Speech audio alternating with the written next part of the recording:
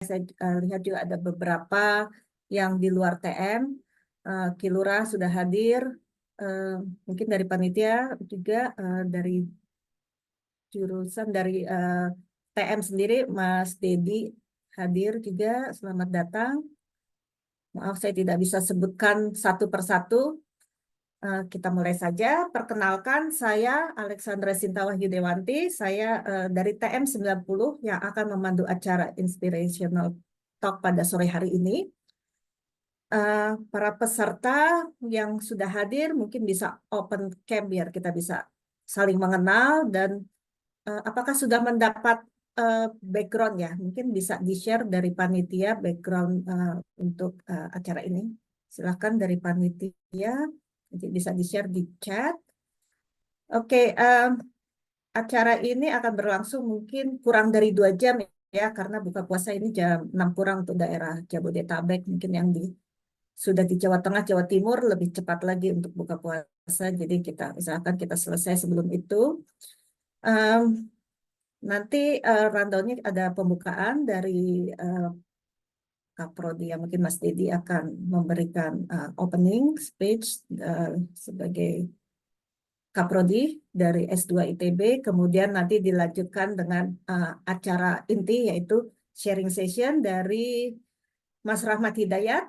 Mas Rahmat Hidayat ini adalah dari Direktur Exploration dan Pengembangan ya di geothermal PGE.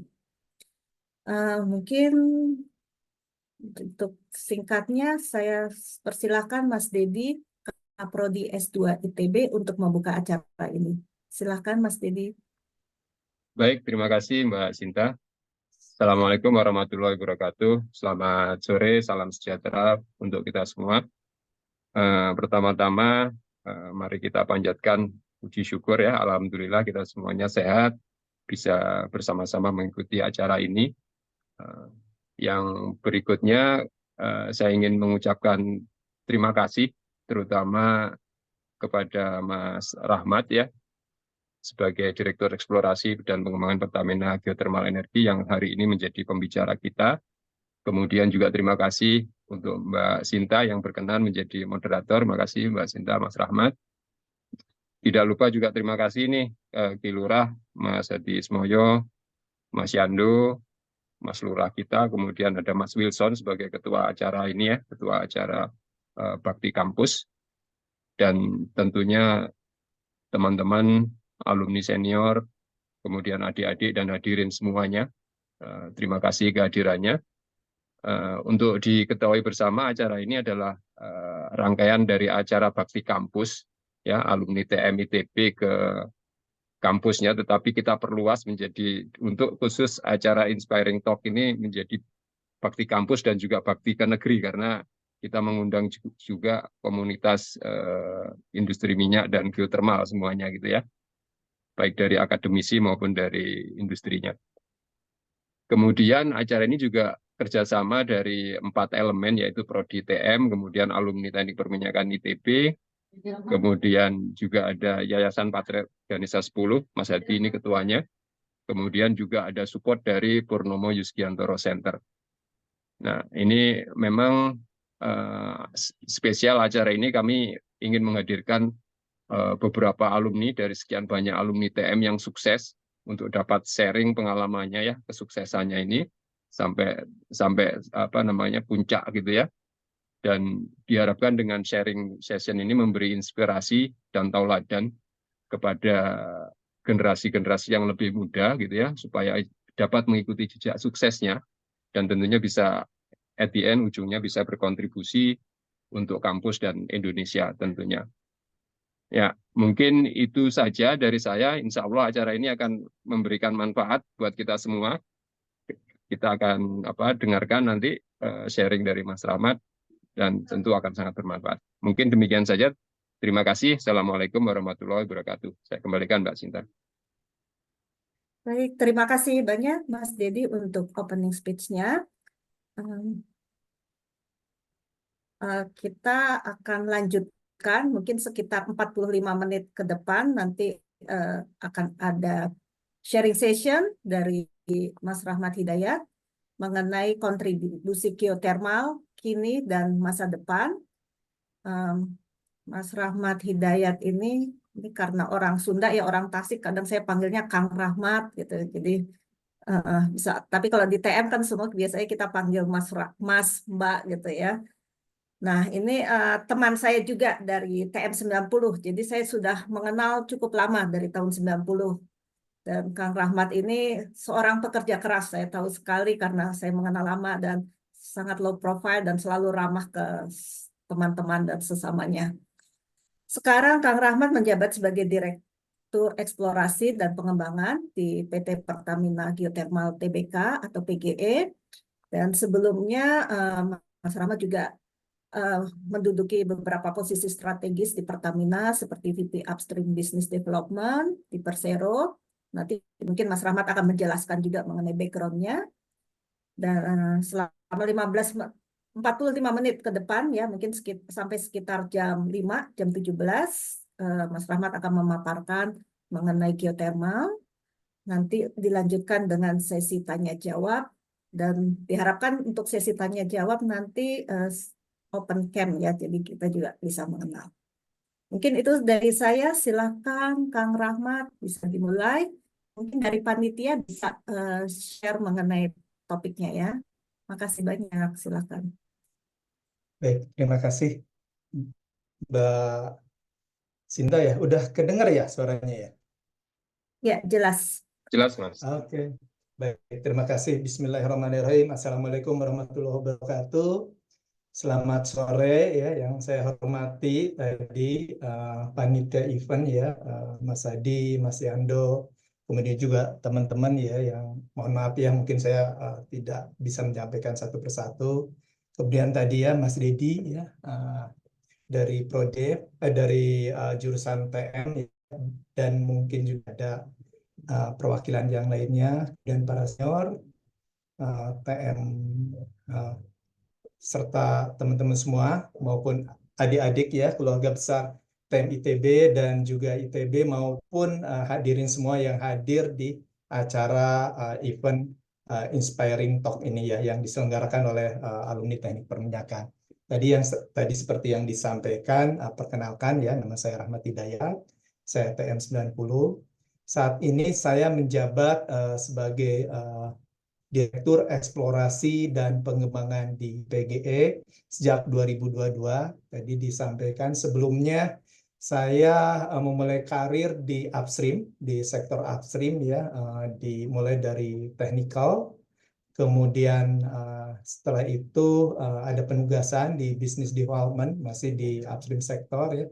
Jadi salah satu tanggung jawabnya adalah melakukan proyek akuisisi migas, baik di dalam maupun di luar negeri, termasuk juga blok-blok expiry ya. Kemudian tahun 2022 saya ditugaskan di PGE, jadi ikut membantu dalam proses IPO, di mana akhirnya alhamdulillah di tahun 2023 PGE berhasil go public ya. Kemudian tetap saham pengendalinya masih Pertamina dan sekarang saham dengan pemegang terbesar di PGE adalah Masdar, perusahaan asal Uni Emirat Arab. Jadi tahun 2023 masuk go public dan di Desember ya saham PGE alhamdulillah juga sudah meningkat sebesar 33%. Kurang lebih itu sekilas tentang pekerjaan yang dilakukan di Pertamina maupun PGE. Bisa lanjut ya. Next slide ya. Sebagai slide pembuka, saya mulai dengan isu yang dihadapi di dunia saat ini dan juga yang akan datang ya, yaitu terkait dengan perubahan iklim maupun pemanasan global. Bagi kami di PGE ya, isu ini relevan ya karena PGE saat ini adalah sebagai produsen energi panas bumi yang merupakan energi besi.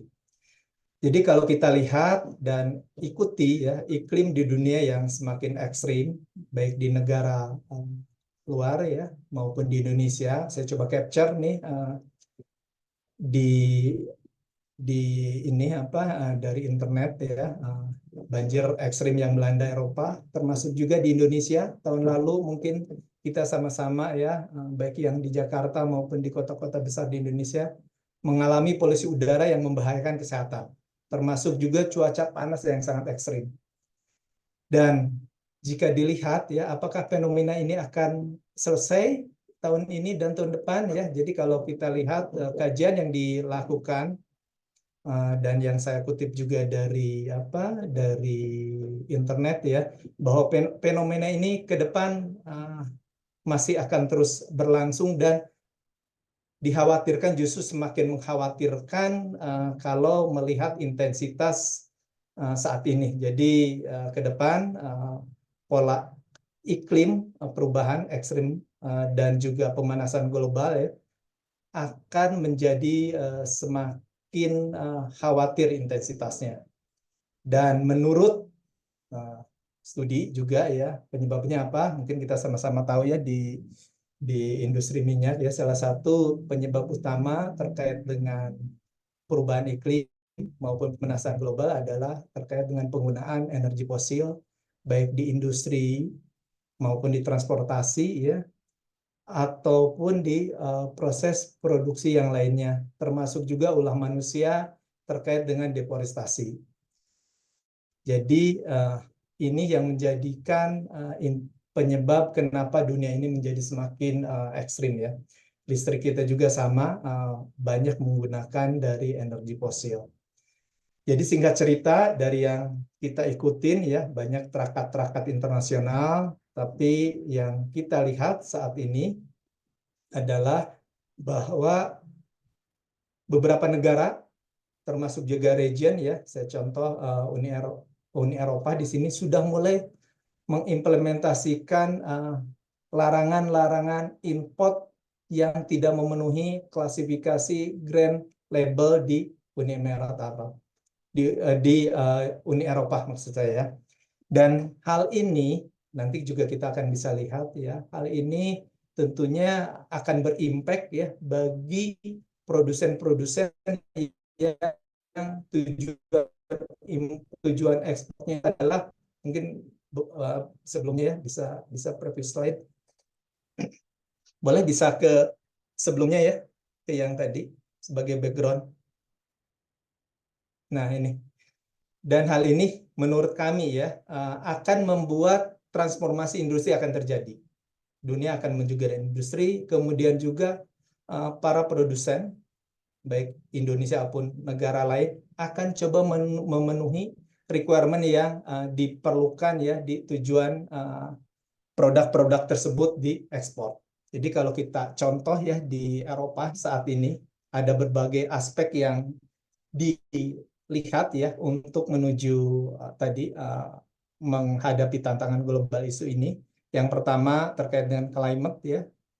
Eropa memang yang kita pahami 2050 itu menargetkan netral, net zero emisinya tercapai di 2050 dengan 55% reduction di tahun 2030. Kemudian sektor lain yang juga diamati di Eropa adalah energi. Eropa memang menargetkan ke depan akan melakukan ininya dari energi bersih maupun juga dari energi yang sifatnya efisiensinya sangat tinggi. Kemudian juga industri sama, akan menuju ke green industry dan seterusnya, termasuk juga transport. Jadi hal-hal ini menjadi faktor yang sangat penting bagi kami di PGE ya, untuk mulai memotret kira-kira pertumbuhan ke depan seperti apa. Jadi ini menjadi background, mungkin bisa lanjut ya selanjutnya.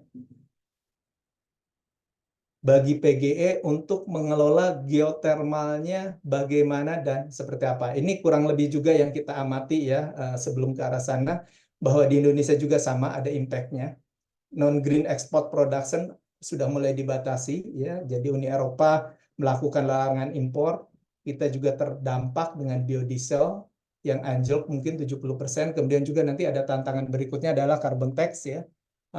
Eropa terhadap barang-barang Indonesia ya. Nah, kita melihat bagi PGE ya, kita melihat justru di sini adalah peluang untuk mulai memperbesar portfolionya baik geothermal maupun produk-produk turunannya.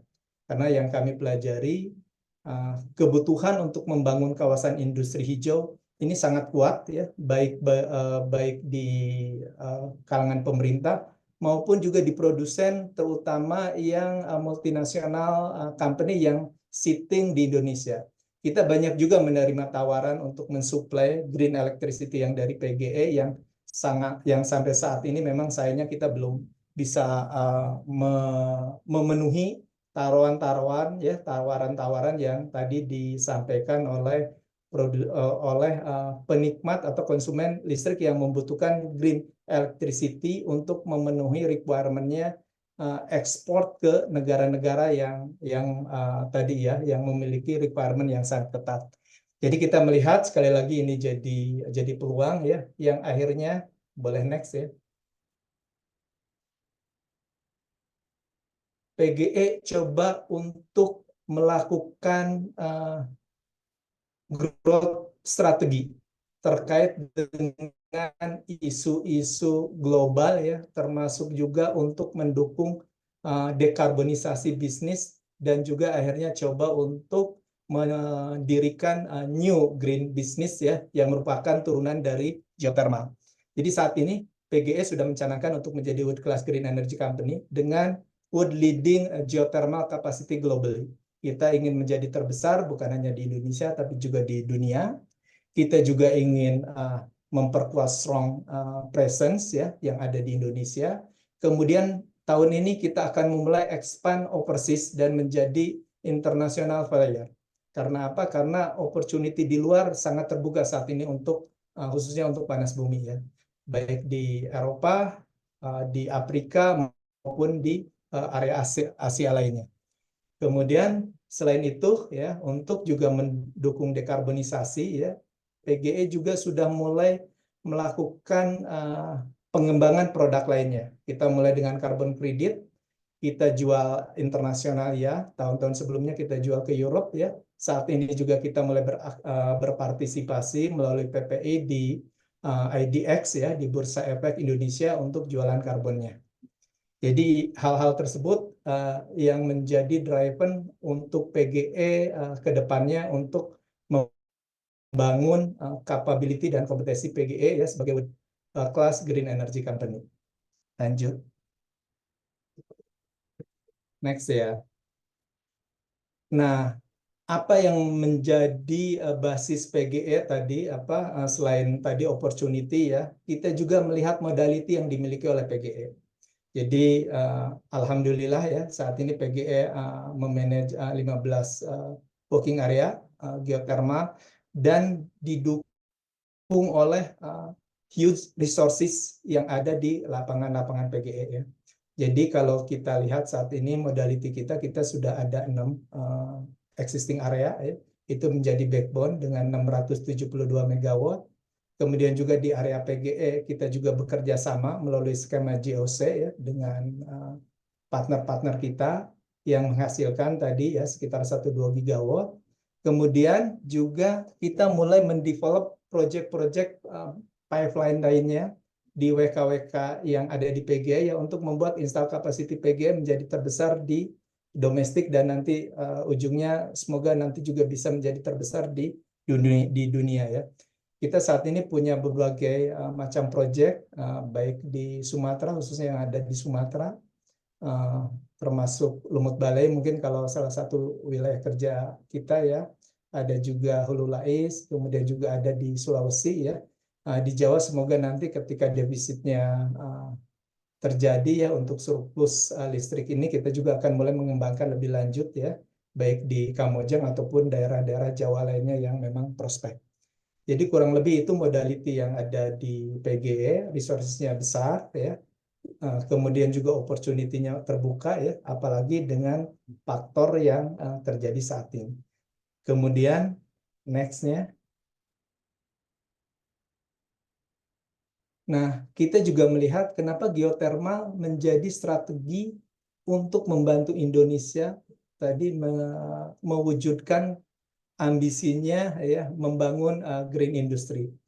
Jadi kalau kita compare karakteristik geotermal dibanding konvensional ya, yang pertama geotermal renewable dan sustainability source. Kita di Kamojang ya, sudah memulai utilize geothermal itu sejak 83-40 tahun yang lalu, dan bukannya seperti minyak yang akan habis ya, justru install kapasitinya semakin bertambah. Jadi kita mulai dengan sedikit, dan saat ini di Kamojang sampai 235 megawatt, dan ke depan insya Allah akan bertambah lagi ketika demand-nya terbentuk gitu ya. Jadi itu renewable dan sustainability source ya, sudah kita buktikan sepanjang pemahaman kita mengelola geothermal. Di tempat lain bahkan sudah ada yang 100 tahun dan lebih ya dalam pengelolaan geothermal. Di kita baru 40 tahun. Kemudian yang berikutnya, yang memang jadi isu di dunia adalah CO2. Dan karena geothermal adalah memanfaatkan heat ya, yang dihasilkan oleh bumi, tentunya CO2-nya sangat kecil ya, jauh lebih kecil dibanding yang fosil. Kemudian juga sulfurnya sama kalau yang diamati dari lapangan-lapangan kita. Itu yang salah satunya, sehingga kita bisa menyampaikan bahwa nearly emission free ya, yang energi yang dihasilkan dari geothermal. Kemudian yang berikutnya juga yang menjadi hal menarik bagi geothermal ya, panas bumi, adalah kita juga bisa mendevelop menjadi source energi lainnya selain power. Di kita saat ini kita coba untuk green hydrogen ya, masih pilot. Ketika mudah-mudahan marketnya hadir, kita bisa ready ya, PG bukan hanya nanti selling electricity, tapi ke depan juga bisa selling green hydrogen maupun metanol dan seterusnya. Saat ini kita fokus memang di green hydrogen ya, selain dari carbon credit tadi. Kemudian hal lainnya juga yang menguntungkan bagi geothermal ya, tadi dibanding dengan konvensional. Sekarang kalau dibandingkan dengan renewable energy yang lainnya, yang pasti stable baseload supply ya, jadi memang ini reliable supply ya, compare dengan tadi solar ya, ataupun angin ya, yang tidak mengenal cuaca, tidak mengenal siang dan malam ya. Jadi kapasitas di kita rata-rata di atas 90% availability factor maupun capacity factor ya, yang ada di PGE. Kemudian juga cost kompetitifnya ya, kalau misalnya kita bandingkan dengan solar yang mungkin perlu backup baterai ya untuk memastikan stable ya, geothermal tidak, karena memang itu sudah nature-nya. Dan yang penting bagi Indonesia adalah bisa memperkuat ketahanan energi. Jadi apa? Karena memang Indonesia adalah negara geothermal. Mudah-mudahan juga nanti ke depan atmosfer dari bisnis geothermal akan semakin bagus. Next, Mbak.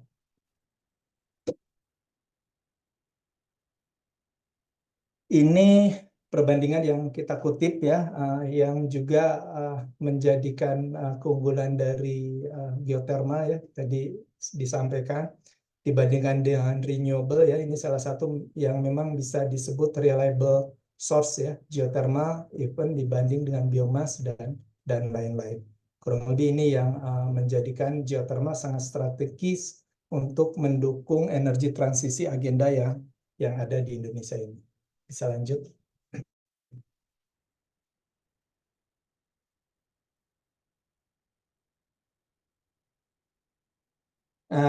Ini coba untuk menjawab kira-kira geothermal masa kini dan masa depan bagaimana gitu ya. Jadi kalau kita coba perhatikan dengan tadi ya, lingkungan eksternal, kemudian juga policy yang dikeluarkan oleh government ya, dan nanti juga di dunia ya, kita melihat ke depan insya Allah masa depan geothermal akan semakin penting, baik di Indonesia maupun di luar Indonesia. Kita pahami saat ini pemerintah Indonesia menargetkan untuk meningkatkan portofolio renewable energinya meningkat ya, dari saat ini mungkin sekitar 12-13%, inginnya 23% di tahun 2025 ya. Kemudian di 2060 juga targetnya adalah net zero emission atau carbon neutrality, ya. Dan kita lihat juga sejalan dengan pengembangan pembangunan, ya, bahwa kebutuhan electricity sangat tinggi, ya, dan terutama nanti green electricity ketika misalnya konsumsinya bukan hanya untuk domestik tapi juga untuk keperluan ekspor, itu akan menjadi sesuatu yang tidak terhindarkan. Kemudian kalau kita lihat sendiri dari geothermal, ya, ini coba mengacu ke RUPTL yang bisa dilihat di graf di kanan, ya. Jadi tahun 2030 berdasarkan RUPTL sebenarnya harapannya adalah adanya pertumbuhan geothermal, ya, dari sekitar 2,2 menjadi 5,5 gigawatt, jadi sekitar 3,5 gigawatt, ya. Saat ini kemungkinan memang ini juga menjadi challenge bagi pengembang geothermal yang ada di Indonesia, even untuk memfulfill apa yang ada di RUPTL. Jadi kalau kita lihat peluang market, ya, demand-nya itu sangat tinggi, ya. Tinggal nanti mungkin dari geothermal developer, ya, mengelola peluang itu menjadikan konkret, ya, sehingga nanti electricity ataupun role-nya dari geothermal bisa semakin konkret, ya, untuk mendukung kebutuhan dari electricity dan juga untuk mendukung penyediaan energi bersih yang lebih banyak di Indonesia. Jadi kalau kita lihat nanti di 2030 ini juga sama berdasarkan di RUPTL, ya. Kalau lihat ke bawah di grafik bawah, ya, bahwa renewable energy diharapkan pertumbuhannya lebih dari fosil, ya.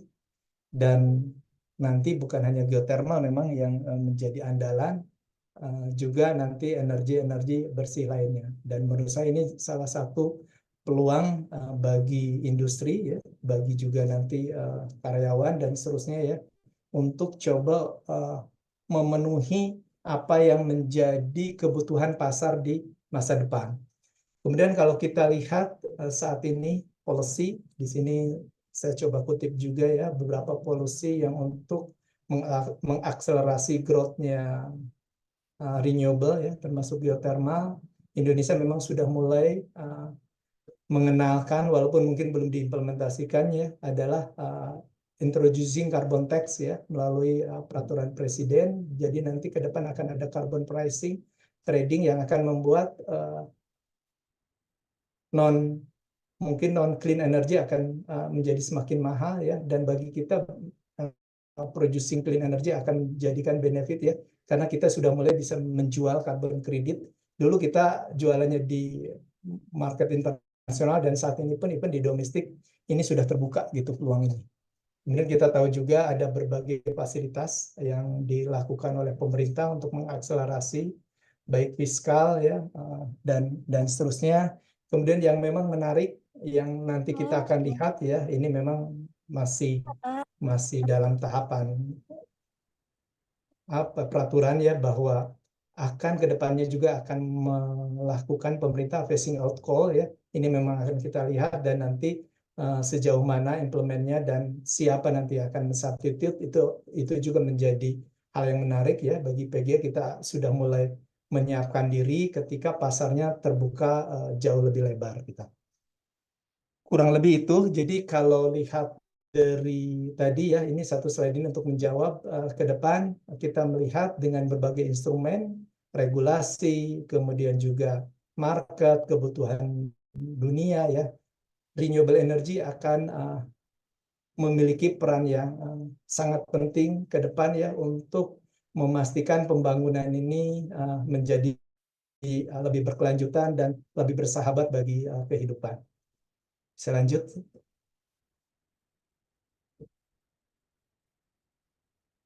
Ini terkait dengan PGE, ya. Karena tadi disampaikan bahwa PGE coba untuk menjadi world class green energy company. Jadi apa yang dilakukan oleh PGE tadi, selain kapasitas terpasang yang coba kita tingkatkan menjadi harapannya menjadi yang terbesar secara globally, kita juga memastikan proses kita pun juga khususnya ESG juga memenuhi apa yang diminta, ya, oleh para shareholder kita. Jadi tahun lalu kita mengundang Sustainalytics ya untuk melakukan assessment terhadap ESG indikator di PGE. Ya, ada parameter yang dilakukan di ESG rating ya yang dilakukan oleh Sustainalytics, dan hasilnya PGE memperoleh poin 8,4. Semakin kecil semakin bagus ya. Ini masuk ke negligible risk. Jadi bisnis PGE itu bisa dibilang nggak ada risk ya bagi lingkungan, bagi environmental, bagi sosial maupun bagi governance ya. Jadi kalau kita compare ya, posisi PGE saat ini, kita nomor 3 dari 93 company di company yang berkecimpung dalam renewable power production ya. Kemudian juga nomor 3 di global utility sector ya dari 701 company yang dilakukan assessment, dan nomor 120 dari 15.717 company di all sector ya yang dilakukan assessment oleh Sustainalytics ini. Jadi lihat dari sistem ESG ya, saat ini kita bisa dibilang company yang tidak memiliki resiko lingkungan, sosial di dalam menjalankan bisnisnya ini. Nah, ke depan target dari PGE sendiri ya untuk mendukung net zero ya, tahun ini kita coba melakukan tadi peningkatan install capacity dan seterusnya, sehingga kalau kita lihat target negara Indonesia untuk melakukan reduction sekitar 200 juta million ton ya CO2 ekivalen di tahun 2030.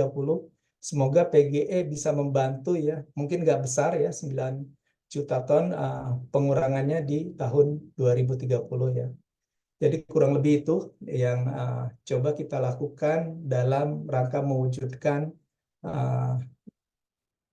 dan mendukung dekarbonisasi bisnis ya, baik di Indonesia maupun di dunia. Lanjut.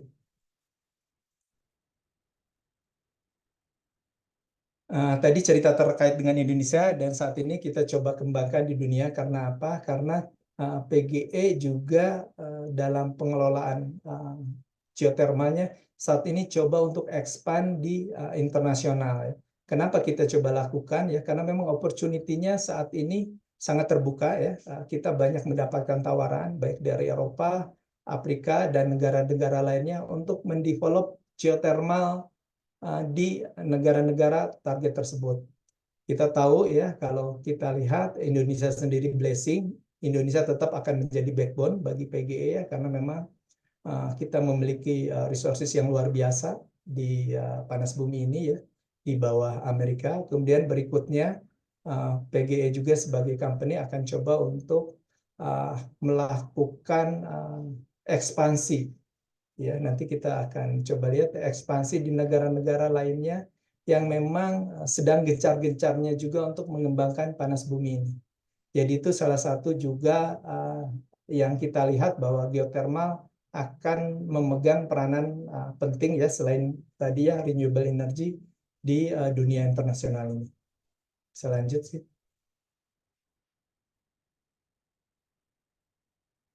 Ini yang kita potret ya, dan ini juga yang menjadi salah satu target PGE untuk coba berkontribusi di dunia internasional ya. Kita lihat ada berbagai negara yang memang saat ini sedang juga serius mengembangkan geothermal dan renewable energinya.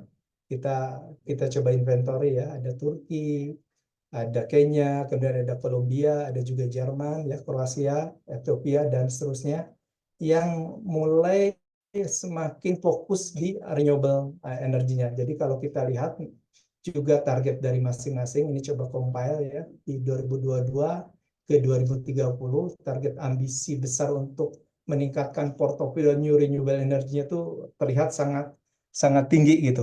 Kita lihat ya, bisa jadi double maupun triple dari 2022. Dan bagi kita ini juga sama. Tadi kita melihat ini menjadi peluang ya untuk ikut kontribusi lebih bagi dekarbonisasi di dunia ini.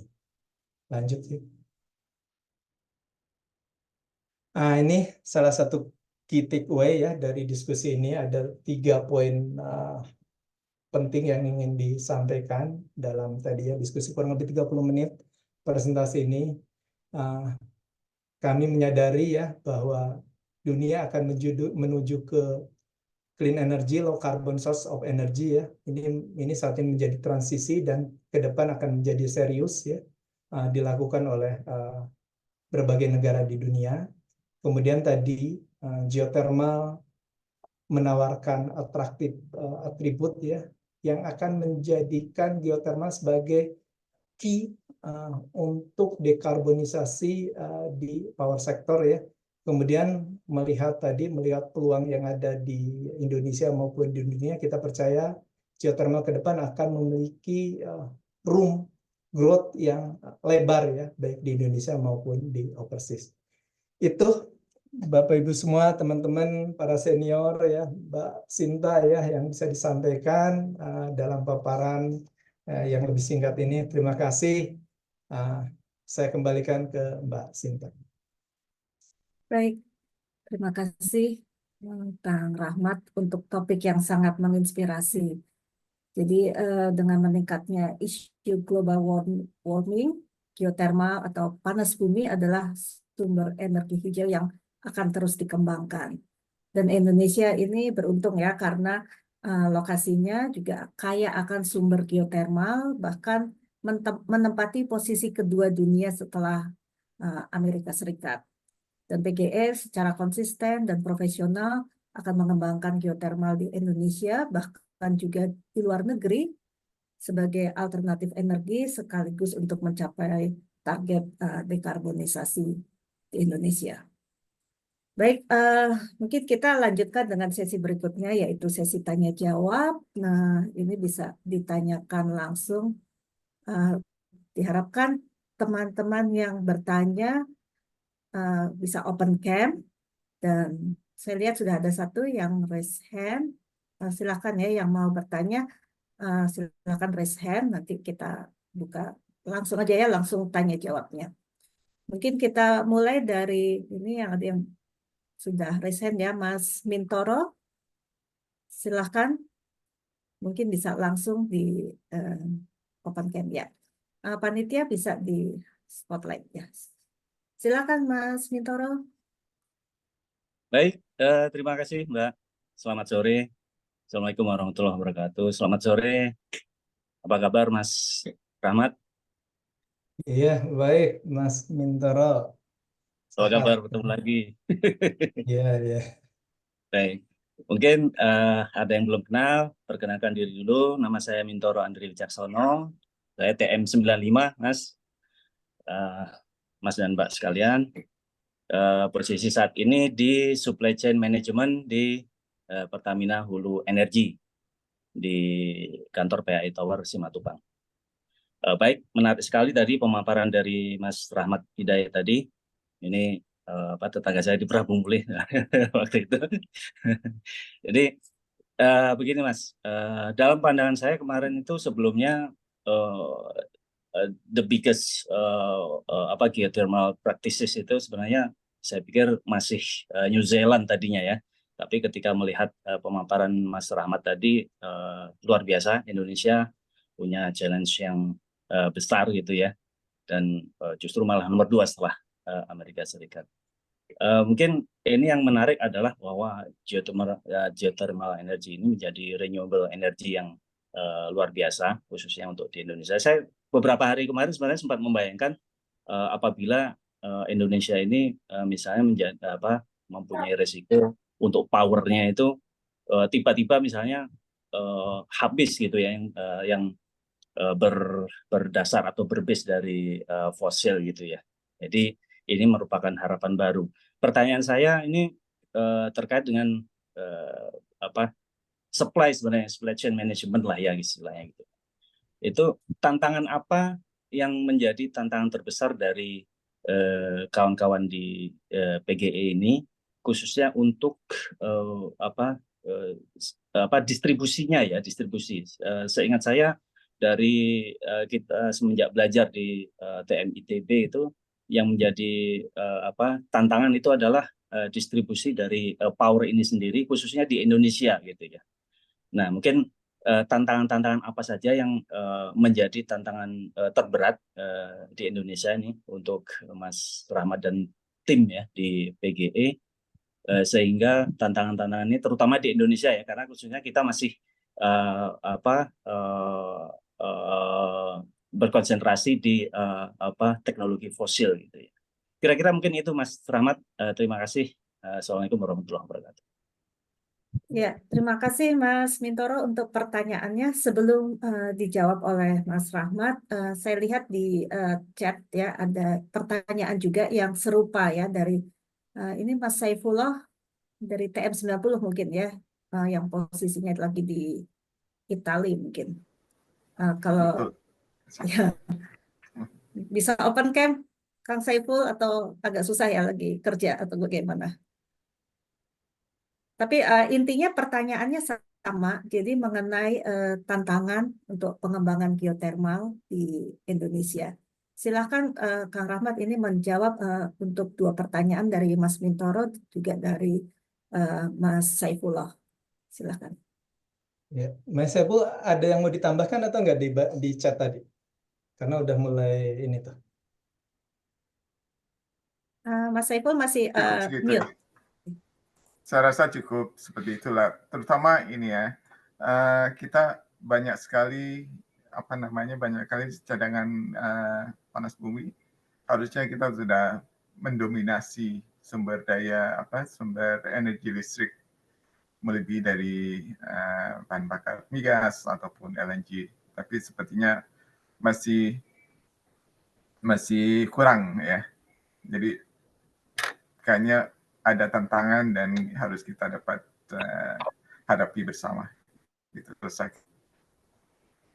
Iya. Iya. Baik, terima kasih ya Mbak Sinta. Langsung dijawab ya Mbak Sinta ya. Silakan Terima kasih langsung Mas dijawab. Saiful ya, Mas Mintoro ya pertanyaannya. Jadi geothermal memang resources based business ya, sama seperti oil. Jadi tantangan pertama tentunya menemukan resources yang sangat bagus ya. Itu yang menjadi tantangan dari PGE ya. Jadi di fase eksplorasi adalah coba menemukan megawatt yang sangat besar. Karena apa?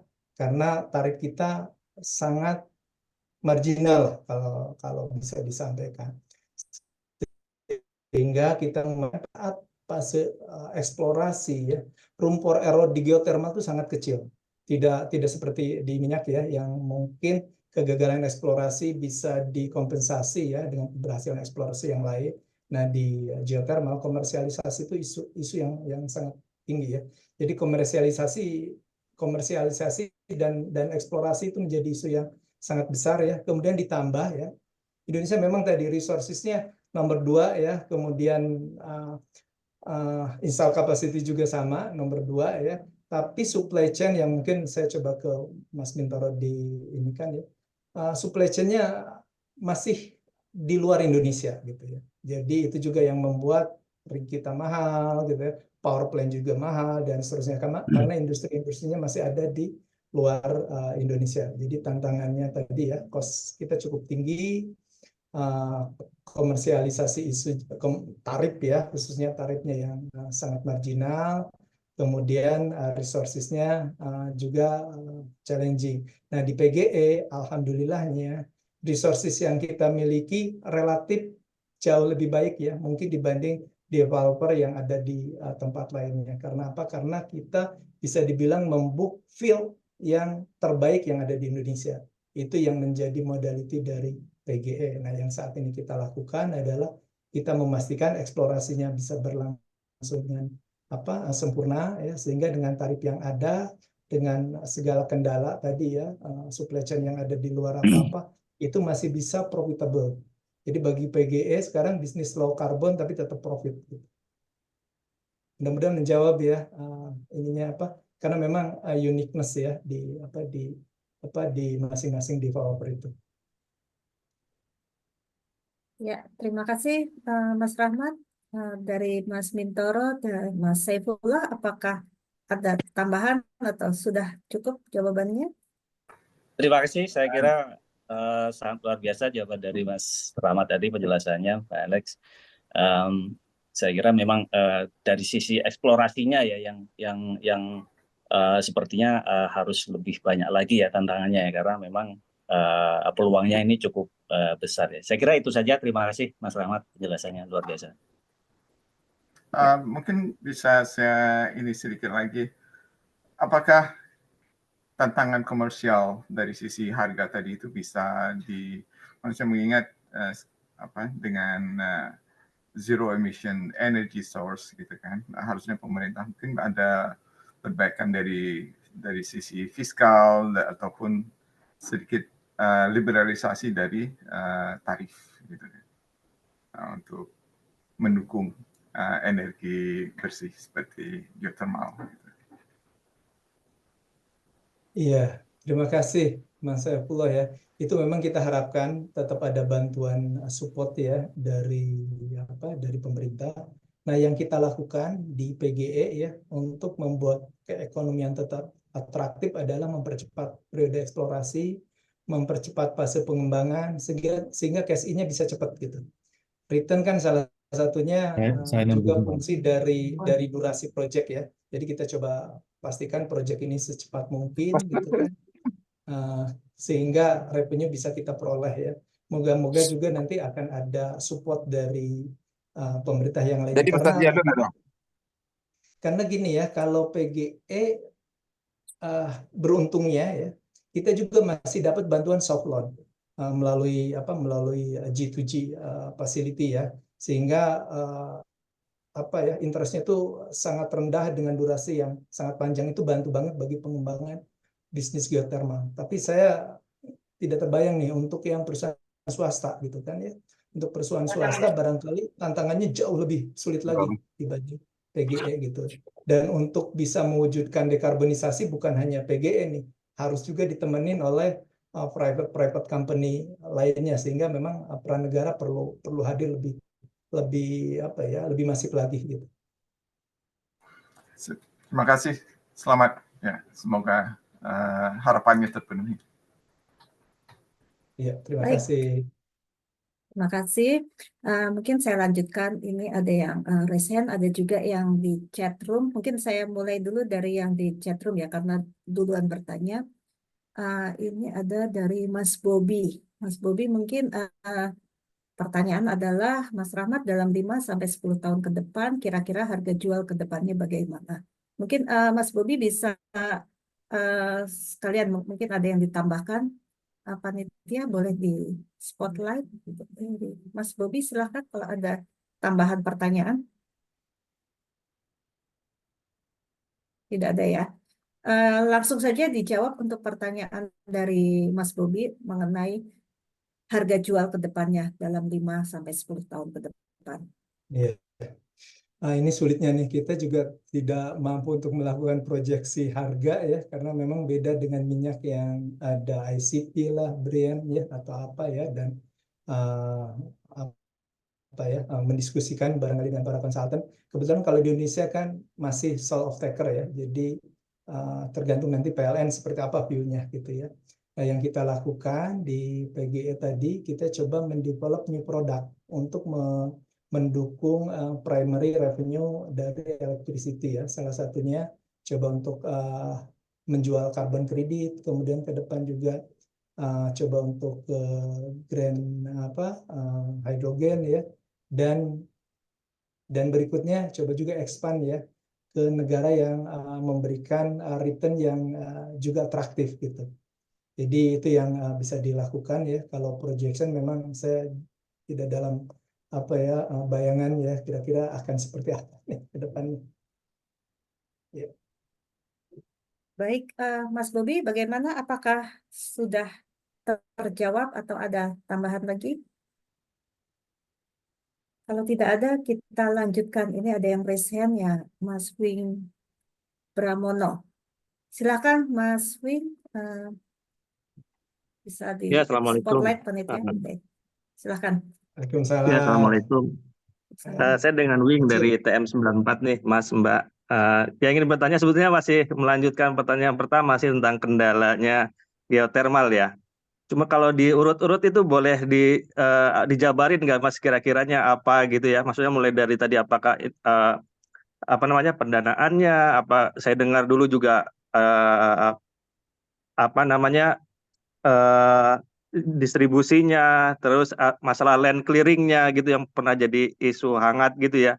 Apakah itu masih jadi kendala utama? Terus ke depannya apa ada bagus sekali ada bisa dijelaskan Mas, tentang carbon trading itu ya? Apakah bisa di offset gitu ya? Bagi saya mungkin daripada ngebor deep water untuk mencari eksplorasi minyak gitu ya, mending dieksplorasi budgetnya dieksplorasi geothermal aja yang kayaknya lebih pasti-pasti aja. Tapi saya nggak tahu secara ekosistem keseluruhan keekonomian bagaimana. Mungkin yang ketiga Mas, kalau PGO nanti ke depannya bagaimana Mas? Bagus nggak dikasih dividen besar nggak kira-kira Mas? Gitu aja Mas. Makasih Mas. Assalamualaikum. Ya, terima kasih Mas Wing untuk pertanyaannya. Mungkin bisa langsung dijawab ya sama Mas Rahmat. Iya. Silakan. Ya, makasih ya. Ini saya coba jabarkan ya tadi kendalanya dalam versi PGE ya, Mas Wing ya, karena mungkin beda ya industri geothermal yang lain ya. Jadi kalau dari PGE yang utama tadi ya terkait dengan eksplorasi pasti generik ini sama ya. Karena apa? Karena tadi menemukan resources yang komersial ya, itu pasti challenge ya bagi semua pihak ya. Dan PGE sedikit beruntung ya karena pemilihan lokasi fieldnya dari awal tuh menurut kita sudah top kelasnya gitu ya. Jadi relatif ini masih jadi hambatan tapi bukan yang menjadi handicap sehingga kalau PGE kita melakukan pemboran terus di baik pemboran eksplorasi, development dan seterusnya tiap tahun kita lakukan. Gitu, ya. Dengan chance sukses juga yang cukup bagus lah kalau menurut kita ya. Nah yang terkait dengan tadi perizinan ya AMDAL dan seterusnya itu juga memang menjadi challenge ya karena tadi ya di Indonesia mengurus perizinan juga kan banyak sektor yang harus dilakukan bisa bertahun-tahun ya itu memang menjadi challenge tapi juga kita karena cukup lama 40 tahun ya PGE memiliki kompetensi di sana sehingga challenge itu walaupun takes time ya tetap bisa diatasi. Nah yang paling nggak bisa diatasi adalah komersial, isu tarif ya. Karena apa? Karena kita memang single off-taker ya. Jadi dengan misalnya ya dapat seri aja dengan off-taker itu sudah sangat bagus gitu kan ya kalau B2B-nya ya. Kadang-kadang kita pasti sering mengalah lah dengan off-taker. Jadi kalau bagi pengembang ya karena tadi single off-taker itu isu tarif menjadi isu yang cukup berat lah ya bagaimana caranya untuk mendapatkan tarif yang menarik ya yang bisa mengkompensasi resiko eksplorasi ataupun resiko lainnya. Nah yang terkait dengan carbon credit ya saat ini memang kita lakukan penjualan kita lakukan saat ini memang kita belum offset ya dengan Pertamina Group lainnya jadi tahun-tahun sebelumnya waktu isu dekarbonisasi ini belum hangat seperti ini, PGE menjual dari 2016 nih carbon credit. Itu udah dijual ke Uni Eropa pada saat ini.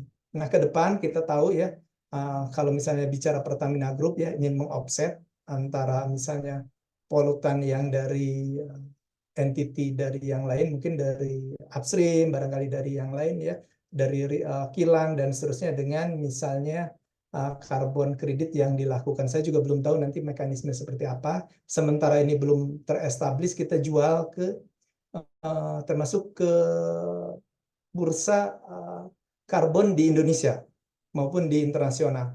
Ketika misalnya karbon kredit offset ini sudah terbentuk, barangkali nanti kita bisa ada arrangement baru terkait dengan karbon kredit.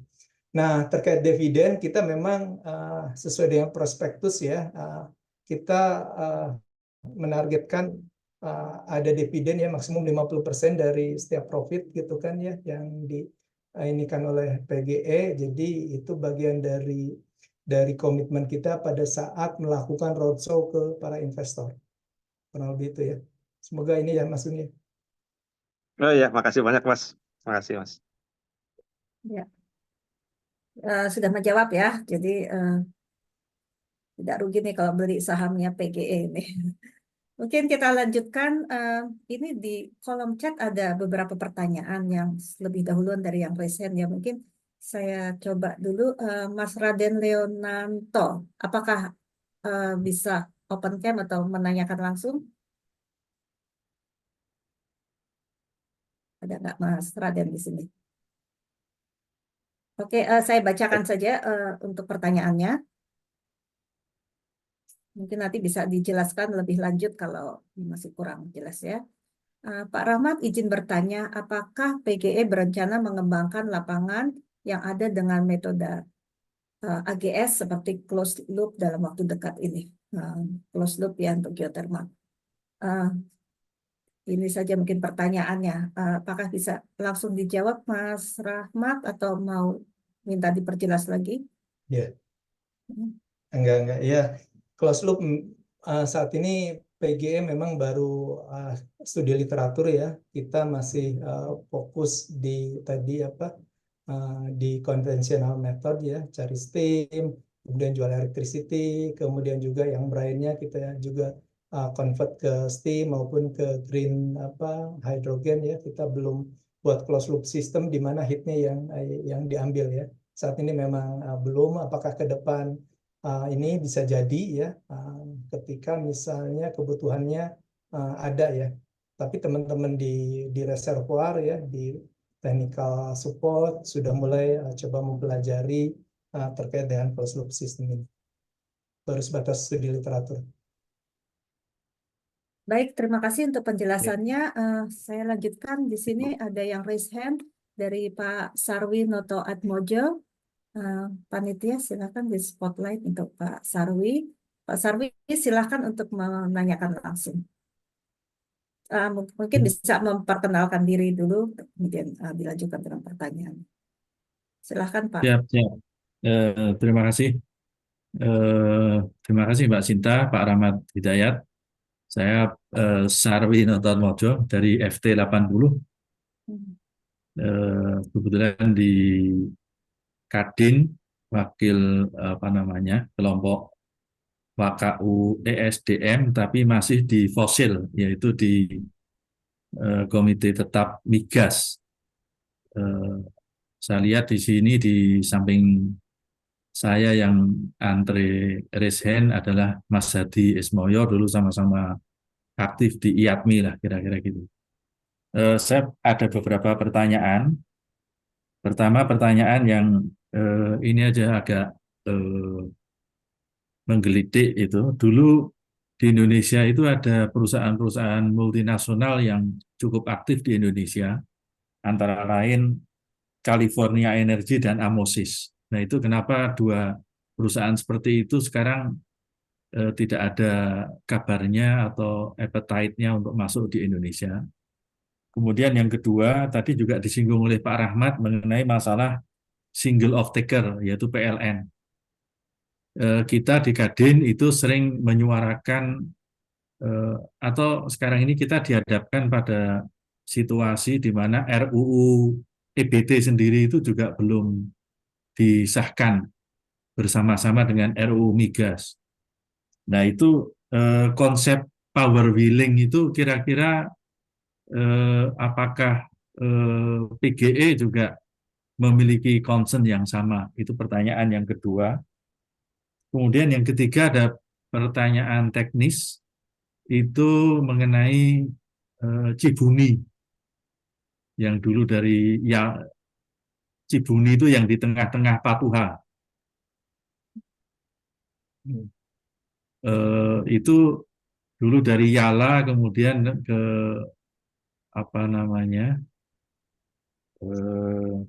diambil alih oleh perusahaannya Pak Wisnu Suhandono atau apa gitu. Nah, itu sampai sekarang padahal itu size-nya juga nggak terlalu besar, hanya sekitar mungkin di atas lebih kurang 10 megawatt gitu. Tetapi nampaknya ada kesulitan. Nah, itu apakah Pak Rahmat Hidayat itu bisa memberikan clue-clue apa saja yang jalan keluar dari situasi itu? Terima kasih. 3 concern tadi, Pak. Terima kasih. Ya, terima kasih Pak Sarwi. Mungkin yang pertama pertanyaannya mengenai 2 company yang lama ya, California Energy dan Amosis, yang saya tahu itu sebelum krisis moneter tahun 1998 ya ada di Indonesia. Kemudian Krismon Geothermal juga disuspend proyeknya, akhirnya California Energy kembali lagi. Itu kalau Amosis yang saya tahu mungkin di Darajat, nanti mungkin Mas Rahmat bisa menjelaskan lebih lanjut. Kemudian mengenai single off-taker juga yang ketiga mengenai Cibuni ya. Mungkin itu pertanyaannya, ada 3 pertanyaan. Silakan Mas Rahmat Power langsung wheeling, dijawab. power wheeling Mbak Cinta. Oh, oke. Nomor 2, Pak. Ya, ya, Ya, makasih silakan Mas Rahmat. Pak Sarwi. Ya, saya coba jawab Pak ya, terkait dengan keberadaan tadi ya multinasional company di geothermal. Ini yang saya peroleh berdasarkan interaksi ya jawabannya Pak Sarwi ya, karena saya bukan company employee ya di sana. Yang saya tahu California tadi atau sekarang akhirnya jadi Caltex ya, maupun Moses juga sama ya Pak ya, jadi Caltex itu memang merubah visi bisnisnya Pak, portfolio bisnis dan seterusnya pada masa itu, dan sekarang kembali lagi Pak, kembali lagi sekarang ketika dekarbonisasi menjadi isu ya, bahkan sekarang namanya Chevron New Energy ya, itu kerjasama dengan kita pada saat lelang Pak di Indonesia, kita dapat Wairata ya dan seterusnya. Yang Chevron ini tinggal bukan hanya di kita aja, di Filipina juga dia meninggalkan dan dia jual juga ke perusahaan lokal lainnya. Jadi perusahaan besar ya, termasuk Chevron saat ini sangat gencar Pak, termasuk PGE ya. Dan kita mulai kerjasama dengan Chevron, termasuk juga perusahaan-perusahaan minyak Pak, kalau mau saya sebutkan Mubadala dan seterusnya, itu mulai engage dan fokus di new renewable energy lah, di renewable energy ini gitu ya. Kalau dengan Chevron kita ada joint venture di 1WK Pak.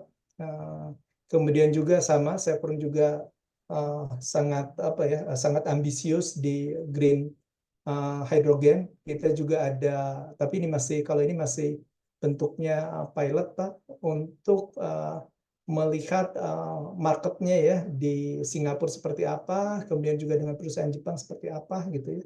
Jadi perusahaan-perusahaan minyak besar itu mulai menginvestkan dan coba untuk meningkatkan portofolio secara signifikan di renewable energinya Pak. Itu yang saya pahami Pak. Ketika kita memulai tadi bisnis baru khususnya dengan Chevron ya, yang saat ini maupun dengan perusahaan minyak lainnya. Nah, yang power wheeling Pak, kami sebenarnya sama. PG punya aspirasi yang sama, yang tadi disampaikan Pak ya. Kita menerima surat interest dari multinasional company. Saya nggak perlu mungkin nyebutkan ininya ya, yang berkantor di Indonesia dan punya orientasi ekspor keluar Pak. Mungkin ke Uni Eropa ataupun barangkali ke negara-negara yang memiliki requirement yang cukup ketat terkait mungkin dengan proses energinya ya Pak ya, di mana saat ini energi yang disediakan mungkin oleh PLN dengan bauran yang ada saat ini tidak bisa memenuhi requirement yang dimaksud gitu ya.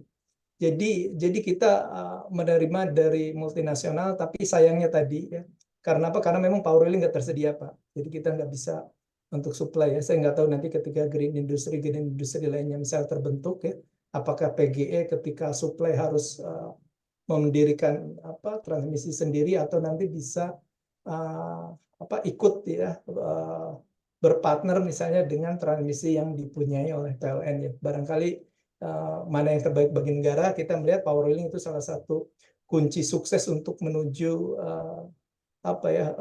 terbangunnya industri hijau kalau dari kami kurang lebih itu Pak ya, pandangannya. Kemudian yang terkait patuha dan seterusnya, kebetulan saya baru dengar Pak, jadi saya terlalu early barangkali kalau mendiskusikannya. Yang pasti kalau kita Pak ya mendiskusikan tentunya terbuka Pak, ketika misalnya ada isu yang ingin didiskusikan ya bisa datang ke kita ya. Kebetulan teman-teman di Subsurface pun kan banyak alumni-alumni ITB ya Pak ya, yang nantinya tentunya akan terbuka untuk bisa berdiskusi dan bertukar pikiran Pak. Mohon maaf yang nomor 3 saya masih belum bisa memberikan view ya, terlalu prematur barangkali untuk saat ini Pak. Terima kasih Pak Sinta, Pak Sarwi ya, semoga bisa menjawab Pak. Ya, terima Siap, kasih. terima kasih. Ya, terima kasih Pak Sarwi untuk pertanyaannya. Kita lanjutkan untuk yang raise hand berikutnya, Mas Nando Lutara Mata. Ya, silakan panitia di spotlight. Mas Nando, silakan memperkenalkan diri dan dilanjutkan dengan pertanyaannya. Oke, Terima kasih Bu Sinta atas waktunya. Sebelumnya perkenalkan, nama saya Nandul Taramata. Saya di sini dari mahasiswa Teknik Perminyakan Universitas Jember tahun angkatan 2021. Mungkin saya izin bertanya kepada Pak Rahmat. Sebelumnya yang saya tanyakan ini mengenai lapangan geothermal yang tidak beroperasi. Sebelumnya ini saya berasal dari Bali. Jadi setahu saya di Bali sendiri ini ada lapangan geothermal yaitu tepatnya di Bedugul, dan setahu saya itu lapangan geothermal di Bedugul ini sudah tidak beroperasi lagi sejak tahun 2008 atau 2009 seperti itu yang saya ketahui. Mungkin saya izin bertanya, apakah apa yang menyebabkan lapangan geothermal tersebut itu tidak beroperasi lagi? Apakah dari teknisnya, apakah dari segi keekonomiannya? Mungkin seperti itu yang ingin saya tanyakan, Pak Rahmat. Terima kasih, Pak Rahmat. Iya, terima kasih Mas Nando ya. Mbak Ya, Sinta langsung silakan. jawab atau gimana? Langsung aja dijawab. Silakan, Kang Rahmat. Ya, terima kasih Mas Nando ya. Iya, kita punya area di Bali ya, kita JOC-kan namanya Bali Energy. Isunya bukan resources, terus terang ya, eksplorasinya bisa dibilang berhasil, kemudian marketnya ada. Ini tadi kendala yang tidak saya tadi sampaikan, regulasinya yang belum kita peroleh tuh. Jadi dari pemerintah daerah sana di Bali ya, kemudian juga dari Pemda Balinya itu masih apa ya, melarang untuk melakukan aktivitas geothermal di Bali sana. Jadi isunya adalah terkait permit izin. Once izin ini dicabut ya, kita akan bisa langsung mengembangkan karena sumbernya sudah ada dengan steamnya juga yang sudah cukup untuk bisa disalurkan ke listrik transmisi di sana. Nah, ini yang kita coba coba diskusikan ya, apakah ke depannya pengembang geothermal ya, karena partner kita ya, JOC kita itu nanti bisa memperoleh izin atau tidak ya untuk mengembangkan WK di Bali. Jadi kalau isu yang saya tangkap ya, ini terkait dengan mungkin ada sesuatu yang dinamakan cagar atau apa gitu yang tidak diperbolehkan ya. Kalau misalnya nanti ada flexibility, kita bisa saja mengkhususkan spesifik yang kita akan lakukan aktivitasnya tuh di area-area yang memang masih acceptable ya bagi berbagai pihak. Semoga ada dialog nanti dengan pemerintah ya, maupun nanti dari DPRD di Bali. Ya, terima kasih untuk jawabannya, Mas Nando. Ini ternyata orang Bali yang kuliah di Jember ya. Iya, Bu. Ya, mungkin yang kita ketahui di Bali ini cukup ketat untuk izin pengembangan geothermal saat ini ya. Jadi mungkin kita belum bisa kembangkan. Mungkin nanti ke depannya kita belum tahu apalagi akan bisa dikembangkan tergantung regulasinya. Terima kasih Kang Rahmat, Mas Nando sudah cukup ya. Mungkin kita Sudah, Bu. lanjutkan untuk penanya berikutnya yang raise hand. Ini ada Kilurah, Mas Hadi Ismoyo. Silakan panitia di spotlight. Kilurah, silakan Terima untuk kasih. menanyakan langsung. Terima kasih Mbak Sinta, Mas Rahmat. Salam juga untuk Mas Arwi, Mas Sugeng Riono, dan para senior lainnya yang kebetulan hadir. Ya. Saya ada 2 pertanyaan, mirip pertanyaan Mas Arwi. Kenapa harus single off taker gitu ya? Ini bukan PGE yang salah itu karena sistem gitu loh. Mari kita melihat sistem yang lebih komprehensif ya. Seharusnya kan kita bisa mengembangkan geothermal ini lebih cepat lagi gitu loh. Karena saat ini kan kita bermimpi 2025 itu 23%. Nah sekarang ini mungkin cuma 10 atau 12% ya Mas Rahmat. Jadi kurang gitu loh. Salah satu cara untuk menggerakkan kan bagaimana geothermal ini bisa cepat gitu. Kalau nggak salah Mbak Neni bilang ya up to 7.000 megawatt gitu loh. Tapi kan sampai saat ini belum bisa. Gitu. Salah satunya ya karena kendala single off taker, kita dihadapkan hanya satu-satunya buyer adalah PLN gitu. Pertanyaan saya adalah bagaimana kalau ada ide monopoli PLN itu dicabut? Artinya ini agak radikal memang ini ya. Ini teman-teman yang di grup renewable energy itu diskusinya agak radikal. dicabutnya monopoli PLN sehingga PGE ataupun pengembang lainnya bisa menjual kemanapun sesuai dengan keekonomian gitu loh ya. Ini satu, mungkin apa tidak, ini kan namanya diskusi terbuka dalam forum ilmiah ini ya. Yang kedua adalah, dulu ada ide mengenai government drilling. Tadi Mas Rahmat bilang bahwa PGE sampai saat ini masih bisa berjuang lah untuk komersialisasi karena memang mendapat soft loan yang luar biasa. Bagaimana dengan swasta? Belum tentu swasta itu mendapatkan soft loan gitu kan. Nah, untuk menjembatani itu dulu ada ide yang disampaikan oleh Mas Ali Asad ya waktu itu tentang government drilling gitu ya. Artinya pemerintah menggunakan dana dari mana ya, mungkin dari Petroleum Fund atau dari manapun ya, untuk melakukan eksplorasi sehingga WKP yang ditawarkan itu relatif lebih low risk gitu loh supaya pengembang-pengembang lainnya bisa hidup gitu ya. Kira-kira menurut Mas Rahmat gimana terkait dengan ide government drilling tersebut? Dua pertanyaan itu, Mas. Terima kasih. Baik, terima kasih untuk pertanyaannya. Wah, ini pertanyaannya berani sekali. Berat nih, Mbak. Yang pertama, why Berat single nih, Pak Hadi nih. off-taker? Ya. Gimana nih? Memang ini monopoli ya, harus dijual ke PLN. Kenapa hanya PLN? Ya, silakan Kang Rahmat untuk dua pertanyaan ini mengenai single off-taker dan kedua mengenai government drilling. Silakan.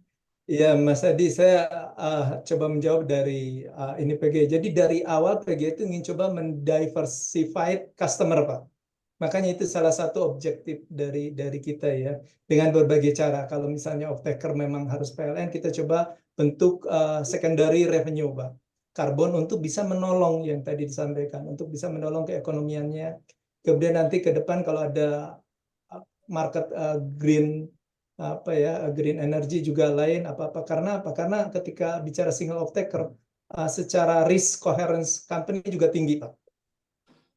Kalau misalnya ada apa-apa ya misalnya di off-taker kita selesai juga gitu perusahaan ini gitu kan ya, dan itu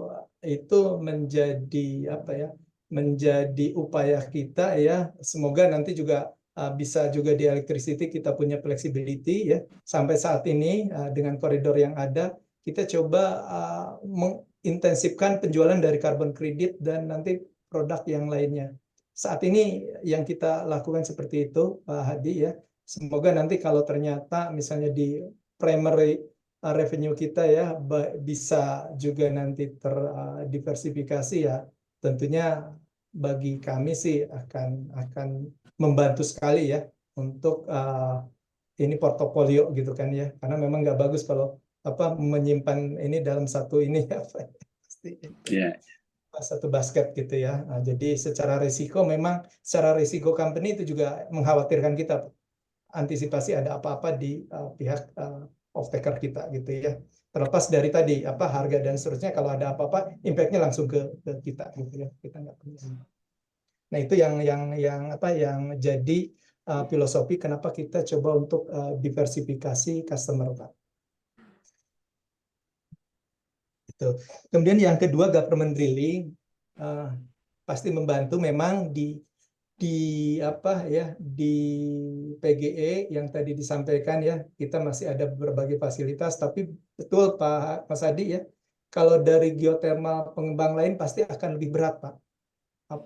Tantangannya untuk mengembangkan geothermal ini ya. Akses ke soft loan barangkali terbatas gitu kan ya. Kalau PGE saat ini masih bisa dapat even dengan cost of capital sekarang yang tinggi, kita masih bisa dapat di bawah 1% total all cost, Pak.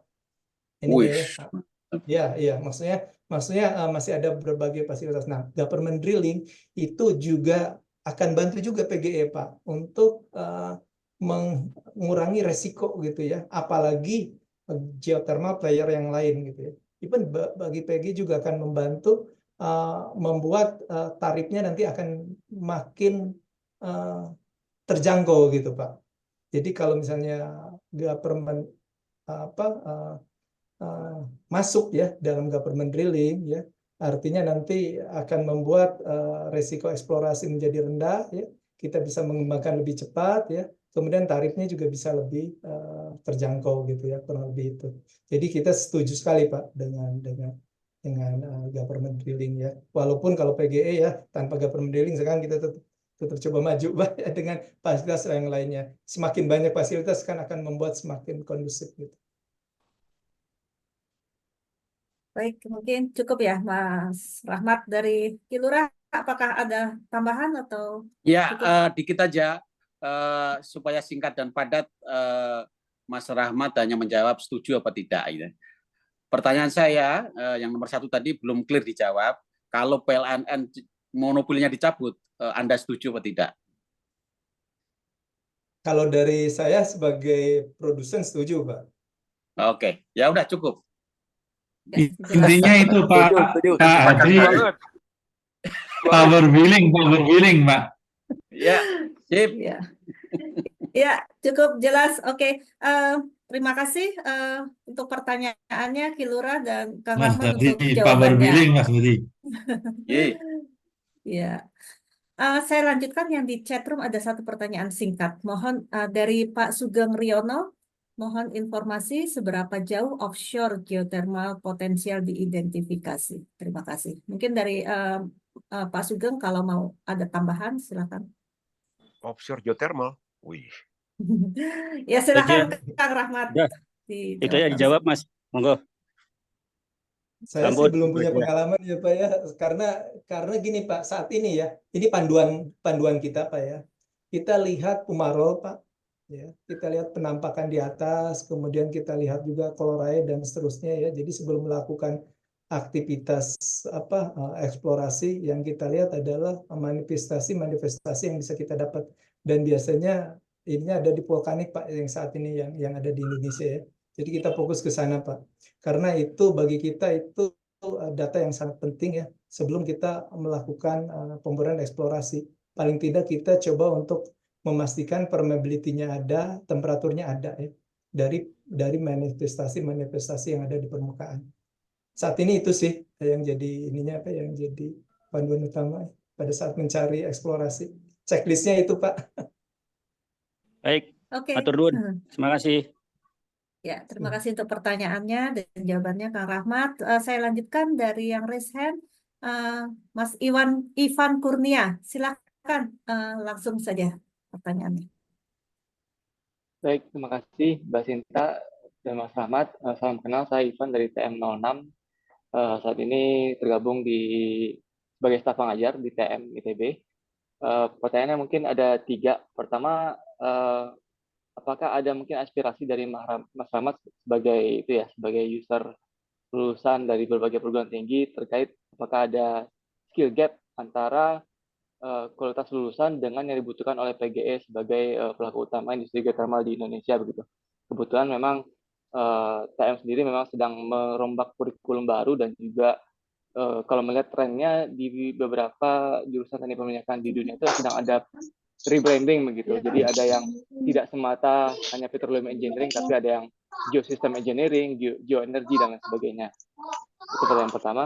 Kedua, apakah mungkin Mas Rahmat bisa share insights mungkin atau tips, mungkin ada kawan-kawan yang ingin punya aspirasi bertransisi karir gitu dari oil and gas, mungkin ingin pindah ke geothermal begitu. Yang kedua, yang ketiga, ini saya sempat baca beberapa studi di luar yang melihat potensi sumber daya mineral lithium atau silika ya dari geothermal brine. Apakah ada pemetaan sendiri dari PGE terkait sumber-sumber daya mineral tersebut dari berbagai sumber daya geothermal di PGE? Begitu. Terima kasih. Ya, terima kasih untuk pertanyaannya. Silakan langsung dijawab saja 3 pertanyaan dari Mas Ivan Kurnia dari jurusan. Ya, terima kasih Mbak Sinta ya Mas Ivan ya, banyak juga nih pertanyaan. Skill gap ya. Saya ini ya kalau melihat dari quality ini ya alumni TM di PG itu banyak ya dan survive ya. Jadi kalau saya ngasih masukan ya, kalau dari hard skill-nya kan kurang lebih sudah mumpuni lah ya. Soft skill-nya barangkali mungkin dibekali secara umum ya. Karena apa? Karena misalnya di geothermal ya, ketika lulusan baru ya diangkat ya, dan ditempatkan di misalnya di field ya, di site ya, itu langsung interaksi dengan masyarakat. Interaksi dengan masyarakat, bagaimana mingle-nya gitu ya, bagaimana nyambung komunikasi dan seterusnya dan lain-lain, itu rata-rata yang lebih survive justru dari tempat lain ya. Jadi itu juga saat ini menjadi sangat penting ya. Kemudian yang berikutnya ya, kalau saya jadinya agak ke area sedikit soft skill ya, teamwork juga sama, karena di PGE mungkin juga di perusahaan lainnya kita tidak mencetak atau mencari Superman, kita mencari orang yang bisa kerjasama gitu kan ya, kerjasama. Kemudian poinnya adalah pada saat kerjasama adalah bisa mencari solusi yang kreatif nih terhadap problematika yang ada. Problematikanya itu yang paling dinamik itu ya, banyak terkait dengan isu-isu terkini dan lain-lain. Jadi kalau dari segi resources ya isunya itu aja paling gitu ya, kurang lebih misalnya permeability-nya seperti apa, porosity-nya dan lain-lain. Tapi isu terkininya banyak tuh, mulai isu demo lah atau isu menghadapi media gitu ya dan seterusnya, dan itu dinamis tuh. Saya sih merasakan itu ya, dan kita lebih banyak mengandalkan akhirnya alumni yang memang dicetak ke arah sana. Teman-teman di sana misalnya bisa survive di teknikal, akhirnya bisa mengisi posisi-posisi yang lebih strategis ke depannya, termasuk misalnya dari finance dan lain-lain. Itu yang pertama ya Pak Ivan ya. Kemudian yang kedua terkait dengan Tips karir ya, tips karir switch dari dari migas ke geothermal. Ya, kalau saya sih barangkali sama dengan yang lain ya. Ketika kita dikasih misal amanah apa, pasti do the best ya, lakukan sebaik mungkin dan seterusnya. Kemudian ketika switch ke geothermal ya, saya juga switch ke geothermal ya, keinginan untuk belajarnya tetap mesti tinggi ya. Jadi nggak pernah underestimate terkait dengan tugas yang baru, walaupun mungkin orang menyamakan oh kira-kira ini hampir sama dan seterusnya, tapi jangan sampai underestimate lah terhadap hal-hal yang baru ya. Jadi memang harus melakukan riset yang sebaik mungkin ya, belajar sebaik mungkin, dan nggak pernah underestimate ya terhadap tugas ataupun tantangan di tempat baru. Mungkin itu ya, saya sih jangan underestimate ya, kurang lebih itu. Jadi be prepare lah semaksimal mungkin. Udah ya tadi Mbak, sebentar ya. Ada 3 pertanyaan ya, yang berikutnya mengenai mineral yang ada di geothermal. Oh iya, ya, yang mineral kayak ya, silika, silika ya. brine. Saat ini kita sedang melakukan di salah satu WK ya, karena memang ada tadi ya, ada permintaan dan ada interest dari perusahaan luar ya untuk membeli silika geothermal ya. Kembali kita lakukan itu tadi yang kita sebut secondary revenue. Jadi kita PGE coba untuk mendevelop berbagai revenue ya, dari karbon yang sudah kita jadi, kemudian dari green methanol. Silika masih dalam proses dengan Pertamina Persero ya, masih dalam proses lab pengujian dan seterusnya. Kita ingin tahu juga threshold volume supaya jadi komersial seperti apa gitu saat ini. Tapi itu sudah menjadi listing di rencana kerja kita untuk yang silika ini. Ya, semoga sudah bisa terjawab ya Mas Ivan Kurnia. Baik, terima kasih banyak Mas Ahmad. Ya, terima kasih untuk pertanyaan dan jawabannya. Kita lanjutkan ini dari Pak Suhari Pranyoto ya, ada pertanyaan di chatroom dan juga raise hand. Silahkan, mungkin bisa langsung tanya. Ya, baik, terima kasih Ibu dan Pak Rahmat. Jadi pertanyaan saya mungkin agak sedikit melenceng dari hal teknis. Maaf, mungkin bisa memperkenalkan diri dulu. Oh iya, baik. Nama saya Suhari Pranyoto, saya dosen di Prodi Manajemen di Universitas Pertamina. Di Simpruk, kantor kami, sekalian promosi lah ya. Jadi pertanyaan saya adalah, saya membacakan aja. Saya ingin menyoroti dari sisi kemanfaatan sosial sebenarnya. Sejauh apa sebenarnya pengaruh geotermal gitu. Mungkin juga bisa dicontohkan PGE lah ya, terhadap peluang kerja bagi masyarakat sekitar. Dan juga apa sih seberapa besar multiplier efeknya ya kepada perekonomian lokal. Barangkali kalau memang signifikan ini bisa membantu ya untuk katakan sebagai alat untuk bernegosiasi dengan pemerintah gitu ya.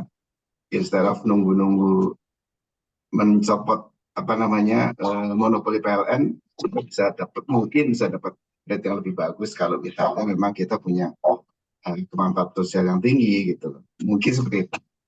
Saya tidak tahu apakah relevan atau enggak, tapi terus terang saya tergelitik dengan soal ini. Terima kasih. Ya, baik, silahkan langsung dijawab, Kang Rahmat.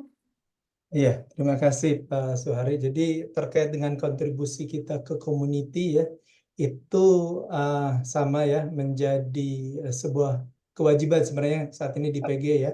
Tadi saya menyampaikan Pak, ESG itu salah satu aspeknya juga sosial Pak, termasuk community dan seterusnya ya, di mana kita juga ingin sama memberikan nilai tambah yang maksimal lah bagi penduduk lokal. Jadi kalau saya contohkan aja Pak di Kamojang misalnya ya Pak ya, yang di daerah Jawa ya. Jadi kontribusi kita ya pasti kalau tenaga kerja pasti sebagian ada yang dari sana ya Pak ya. Kemudian juga pengembangan community kita Pak, kalau Bapak pergi ke Kamojang misalnya ya, ada yang namanya kayak cagar atau kawasan pemeliharaan ataupun konservasi elang Pak. Itu juga kita kerjasama PGE dengan ini elang ya Pak ya. Jadi elang-elang Jawa, elang-elang yang dari mana-mana itu kita pelihara, bukan pelihara, kita rawat di sana yang dari penduduk dan seterusnya, dan kemudian dilepas liarkan Pak.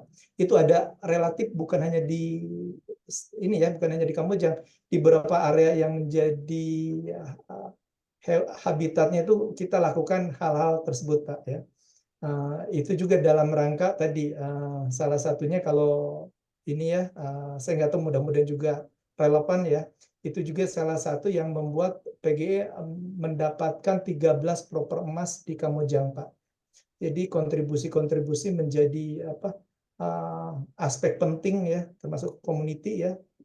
Dan juga pada saat ESG itu ya, kita ketika mencapai angka nggak ada resiko Pak ya, itu juga kita jaga di aspek community itu. Semoga saya belum tahu arah ininya kemana ya, tapi selain itu juga sama Pak, misalnya di Kamojang ataupun di tempat lain ya, geothermal itu juga digunakan untuk proses produksi, misalnya untuk gula ya, ada yang di Lahendong, ataupun untuk bibit panen kentang kan perlu dipanaskan Pak ya, kalau saat ini, atau kopi misalnya ya, kalau di matahari kan dia ada siang malam ataupun ada cuaca, kalau melalui geothermal itu bisa 24 jam, prosesnya bisa lebih cepat dan seterusnya. Jadi banyak Pak yang bisa dilakukan ya, termasuk CSR-nya, di luar CSR ya, yang tadi saya sampaikan. Ya, semoga cukup menjawab ya Pak Baik, saya Suhari. kira cukup. Terima kasih Pak Rahmat dan Ya, terima kasih. Mungkin ada pertanyaan singkat di chat room dari Pak Antoni Pardosi. Apakah kedepannya cost per kWh-nya geothermal bisa mendekati ke cost coal atau fosil? Mungkin dari Pak Antoni ada tambahan, silakan kalau mau ditambahkan. Kalau tidak, Kang Rahmat bisa langsung menjawab. Ya, terima kasih. Sebenarnya kalau tidak ada subsidi di fosil, kita langsung bisa bersaing ya. Jadi kalau PLN ketika mendapatkan ini ya, mendapatkan misalnya batu bara ya, itu dengan harga DMO. Artinya negara di sana berperan ya, misalnya 70 US dollar per ton dan seterusnya gitu kan ya, yang membuat misalnya angka cost per KWH-nya bisa 3-4, tapi ketika misalnya harganya harga internasional ya yang digunakan 150, 200 atau 300 itu langsung melonjak dan lain-lain ya. Kita sebenarnya kalau misalnya ini ya, kalau misalnya tadi dibanding dengan harga market ya, saya yakin geothermal tanpa ini pun langsung akan bersaing gitu ya. Nah, kebetulan yang didapat PLN ya untuk yang fosil itu bagian negara ya, ada DMO yang memang mendapatkan apa ya keringanan dari segi harganya gitu ya. Sehingga PLN mendapatkan harga yang lebih rendah dibanding harga internasional gitu kan, kurang lebih itu. Baik, saya lanjutkan. Ini ada pertanyaan dari Mas Mori Infra yang raise hand. Silakan, mungkin bisa ditanyakan langsung, panitia. Silakan di spotlight.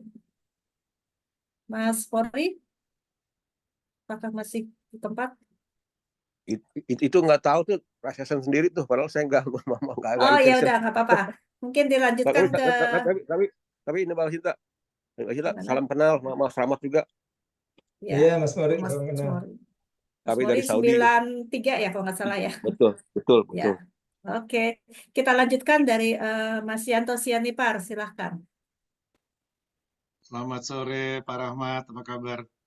Wah, sore Mas Yanto. Ketemu Saya agak saya telat masuk tadi. Saya bukan teknik perminyakan, tapi teknik kimia, Mbak ya. Kebetulan saya sebagai konsultan energi, namanya PT Prana Energi Nusantara. Banyak berkecimpung di renewable energy belakangan ini. Pak Rahmat, terima kasih presentasi program yang pada saat G20 itu betul-betul high level ya, high profile yang namanya JETP. JETP itu Just Energy Transition Partnership yang ada bantuan 20 miliar dolar dari negara-negara internasional ke Indonesia untuk mempercepat renewable energy gitu Pak. Yang ditargetkan 2030 itu 34% Indonesia itu sudah renewable. Namun dalam 2 tahun kali ya, sejak 2022 kita nggak melihat ada pergerakan gitu, dan penasaran aja apakah dalam program JETP itu geothermal termasuk di dalamnya gitu Pak, karena yang saya dengar memang PLN sebagai katakanlah driver dari program ini sedang menggalakkan untuk mencari proyek-proyek renewable gitu. Apakah geothermal termasuk di dalamnya gitu Mas? Singkat aja Mas, terima kasih. Ya, terima kasih Pak Mas Yanto ya. Kita pernah diundang JETP Pak. Jadi geothermal memang masuk dalam dalam program tersebut ya, langsung dari JETP. Itu tadi ya, kalau kita bandingkan cost interestnya ya Pak ya, antara JETP dengan soft loan yang biasa kita dapat, kita masih lebih murah dari soft loan Pak. Kenapa kita tidak melanjutkan ke JETP ya? JETP ini juga lumayan ini Pak, kurang lebih hampir sama kayak komersial bank lah. Jadi nggak ada ceritanya ini seperti akselerator tapi bukan sesuatu yang lebih baik dari yang existing gitu ya Pak Rahmat ya? Tidak lebih baik dari itu ya tawarannya? Iya, dari cost of interest-nya sih masih cukup mahal ya untuk mengembangkan renewable gitu ya. Kita sampaikan seperti itu. Baik. Makasih Pak, sangat berguna informasinya. Sampai jumpa. Ya, terima kasih untuk pertanyaan dan jawabannya. Ini dari chat room lagi, ini kebetulan ada pertanyaan dari Kang Hari. Kang Hari ini dari LAPI ITB ya, alumni Teknik Geofisika 90 yang kalau tidak salah juga teman kosnya Kang Rahmat dulu zaman kuliah. Halo, Kayaknya terima kasih. silakan langsung aja Kang Hari ditanyakan. Halo Bisa Kang open Rahmat. cam atau gimana? Halo, Mas Hari, Ya, Kang Hari. kelihatan ya. Iya. Terima kasih nih pencerahannya tadi. Saya menyimak dan banyak data-data informasi yang terkini ya, dan saya kira terakhir saya sempat datang di acara vendor gathering HSE di Lumut Balai dan juga dapat banyak pencerahan dari kawan-kawan di Lumut Balai ya, GM di sana. Dan saya kira saat ini dengan proses status TBK, saya kira challenge itu makin tambah besar ya, Mas Rahmat ya, Kang Rahmat ya, karena ada desakan juga dari shareholder dan juga visi PGE untuk going internasional, sehingga sekarang saya kira medan laganya tidak hanya national level tapi juga international level. Nah, saya sebenarnya juga melihat tadi pertanyaan saya mengerucut kepada positioning ya, dengan positioning sekarang PGE menjadi TBK, tentu punya juga akses sharing ataupun resource kepada para pemegang saham dan juga Mubadala.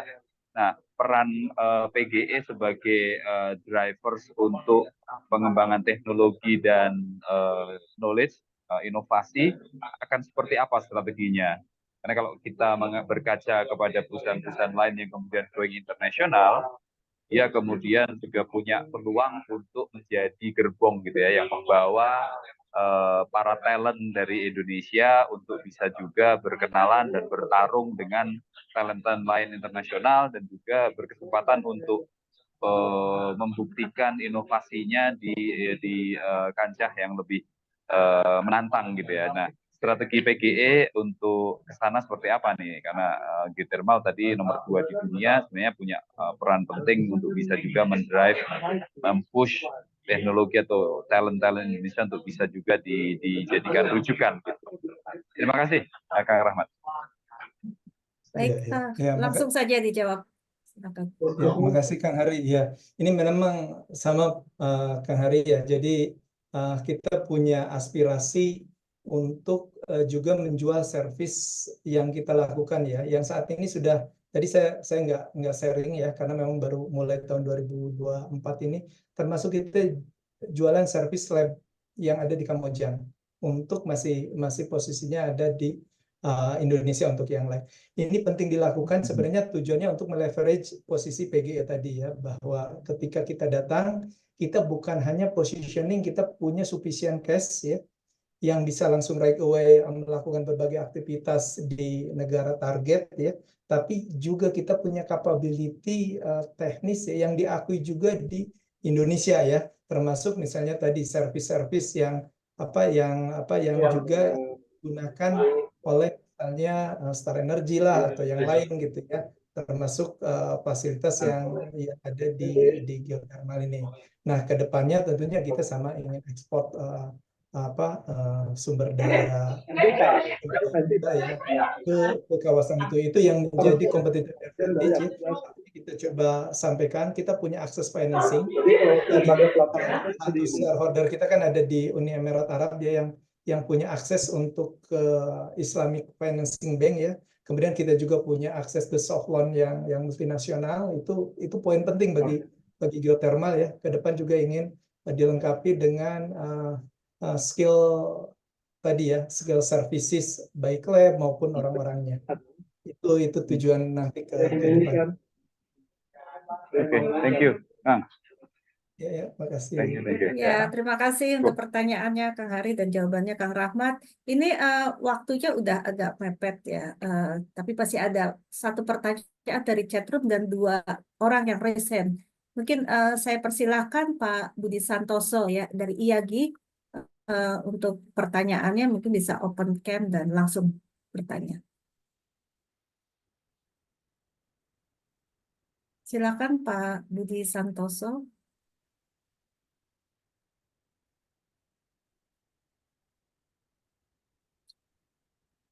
Oke, sambil menunggu ya, ini juga ada pertanyaan di chat room dari ini siapa namanya? Risa Ardiana. Apakah mau langsung bertanya? Bisa open cam juga. Saya bacakan ya pertanyaannya. Izin bertanya. Saat ini setahu saya sudah ada teknologi distributed intelligence (DI) dalam smart meter, di mana utility PLN bisa deteksi energi yang masuk dari berbagai macam resources, termasuk meter, juga bisa menerapkan tarif yang berbeda dari berbagai macam resources, dan dikalkulasi hanya dengan 1 kWh meter. Termasuk juga dari sisi output, meter bisa deteksi penggunaan dari berbagai macam beban atau devices yang berbeda, misal untuk EV, kompor listrik, dan sebagainya. Sehingga jika utility akan menerapkan tarif yang berbeda, hanya perlu 1 smart kWh meter dengan teknologi DI. Apakah sudah diterapkan atau ada wacana untuk ke arah sana? Terima kasih. Silakan Kang Rahmat. Iya, terima kasih. Ini pertanyaan dari siapa, Mbak Sinta? Risa Ardiana. Ya, Barisa ya. Saat ini sih yang setahu saya ya, KWH ada di masing-masing. Saya belum tahu yang dimaksud tadi ya, mungkin PLN barangkali yang bisa ya. Yang pasti saat ini PLN memang punya harga kontrak masing-masing gitu ya, ke PGE berapa, ke yang lain berapa, dan seterusnya. Kemudian nanti ketika call berdasarkan merit order ya, mungkin siapa yang termurah, bidding-biddingan lah kurang lebih seperti itu yang diambil ke arah sana. Saya belum tahu nanti korelasinya kalau customernya misalnya perlu yang green misalnya ya, diambilnya nanti dari green dan seterusnya, itu yang saya belum terlalu paham. Jadi mohon maaf nih masih naratif ya jawabannya. Nanti akan menjadi note nih bagi kita untuk coba pelajari ini sistemnya seperti apa. Baik, kita lanjutkan. Tadi ada komen dari Pak Budi Santoso, kalau tidak bisa unmute mungkin. Sekarang bisa. Oh, sudah bisa sekarang. Oke, silakan Pak Budi untuk pertanyaannya. Ya, terima kasih. Terima kasih banyak Pak Rahmat untuk pencerahannya. Ya, saya dari Yagi. Ada beberapa hal yang ingin saya sampaikan. Yang pertama,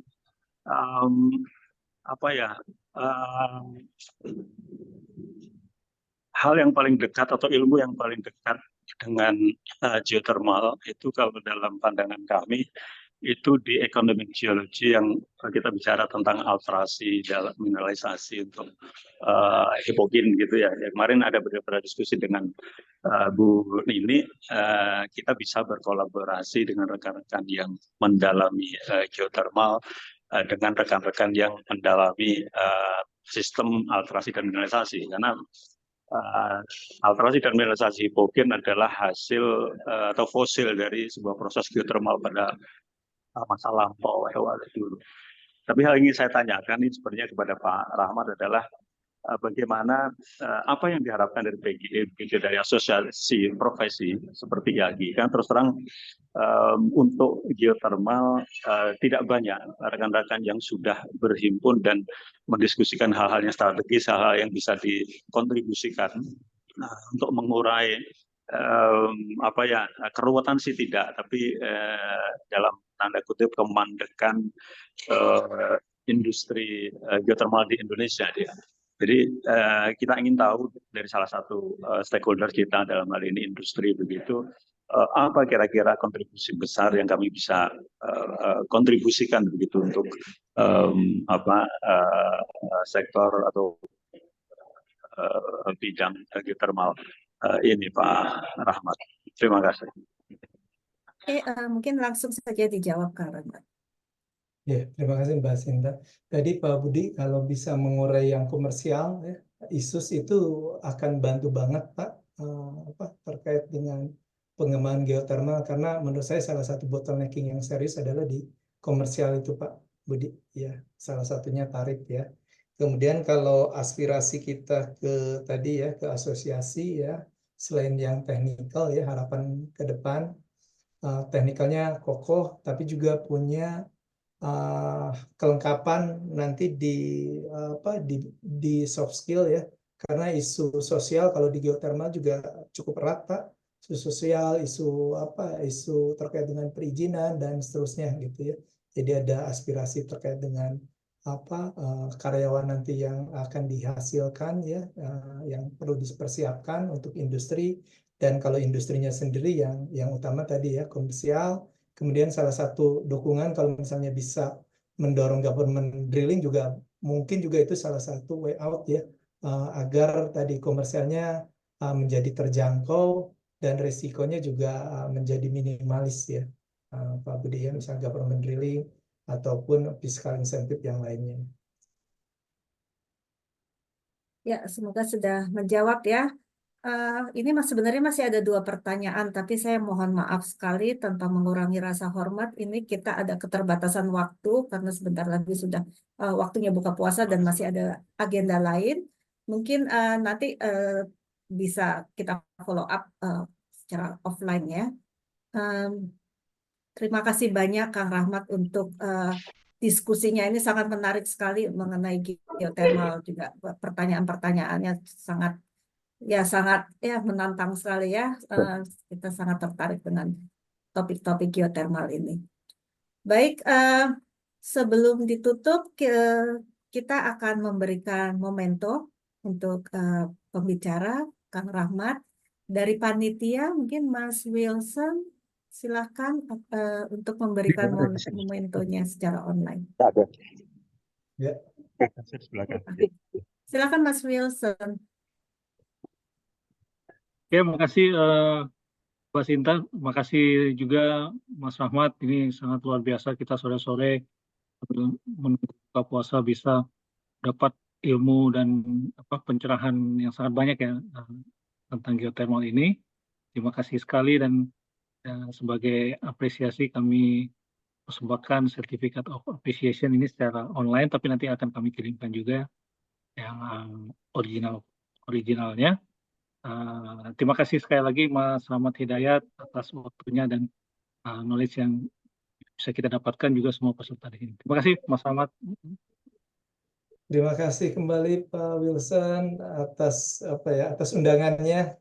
Sangat senang bisa hadir di acara ini ya, juga ke Mas Adi dan teman-teman yang lainnya. Pak Sinta, terima kasih. Terima kasih Mas. Baik, terima kasih banyak Mas Wilson untuk pemberian memento. Saya lanjutkan, ini masih ada pengumuman dari panitia ya. Mungkin dari Mas Ardi. Sebagai panitia ada pengumuman sebelum kita tutup dan foto bersama. Silakan Mas Ardi. Ini Mas Ardi kayaknya berhalangan hadir. Berhalangan. Dari panitia siapa? Ada yang akan mungkin, memberikan pengumuman? Mungkin saya Mas Wilson. Mungkin ya. Terima kasih. Terima kasih semua peserta di sini ya. Alumni bahkan banyak kita juga buka untuk publik. Ini dalam rangka tadi disampaikan Mas Dedi di awal bakti kampus TM ITB. Jadi tujuan acara ini adalah kita mau menggalang dana untuk peremajaan alat-alat lab di TM ITB yang memang sudah puluhan tahun. Ada penggantian yang berarti dan banyak yang sudah tidak bisa digunakan. Jadi kita alumni bersama-sama kita balik ke kampus, kita mau berbakti ke kampus, kita kontribusi balik ke kampus. Dan nanti ada acara buat alumni nih ya, di tanggal 20 April, kita akan kumpul di sana. Ceritanya itu orang tua kita, dosen-dosen memanggil kita pulang kampung ya, setelah pulang kampung Lebaran, pulang kampung juga di kampus ITB, kita silaturahmi, nostalgia, kita lihat apa yang kita bisa bantu untuk jurusan kita tercinta ini. Itu aja sih. Jadi di sini kami mengingatkan, mari alumni ITB, TM ITB, untuk kita berkumpul di tanggal 20 April itu di kampus ITB. Itu itu pagi hari sampai jam 6:30 sampai jam 3 sore gitu ya. Dan kemudian besoknya juga ada acara golf di hari Minggunya, dan sehari sebelumnya juga kita punya one day course ya, satu hari untuk ada beberapa materi training yang kita berikan. Itu aja sih pengumumannya. Terima kasih Mbak Sinta atas waktunya. Terima kasih juga untuk semuanya atas perhatiannya. Ya, terima kasih banyak untuk pengumumannya Mas Wilson. Diharapkan teman-teman alumni Teknik Perminyakan dapat hadir di acara Simpul tanggal 19, 20, dan 21 April di Bandung. Baik, sebelum kita tutup, mungkin semua bisa open cam ya, kita foto bersama panitia yang akan melakukan foto ya. Silakan Mas Richard, apakah bisa dilakukan foto bersama? Ya, Bu Sinta. Ya, baik, saya izin untuk mengambil dokumentasi untuk acara ini. Saya akan mulai screenshot dari slide pertama. Silakan pada open cam ya. Saya akan ambil dokumentasinya. 1, 2, 3. Kemudian slide kedua. 1, 2, 3. Slide ketiga. 1, 2, 3. Dan slide terakhir. 1, 2, 3. Baik, terima kasih Bapak Ibu sekalian. Ya, terima kasih banyak Mas Richard, panitia. Akhirnya kita sudah sampai ke penghujung acara. Terima kasih atas sharing sessionnya, Kang Rahmat, juga teman-teman sekalian yang telah hadir, Lurah, Mas Lurah. Saya tidak bisa sebutkan satu persatu ya, waktunya juga singkat. Saya tutup acara pada hari ini. Selamat untuk berbuka puasa untuk rekan-rekan yang puasa juga. Kang Rahmat. Assalamualaikum. Terima kasih Mas Rahmat. Terima kasih semuanya. Selamat sore, terima kasih semuanya. Semuanya.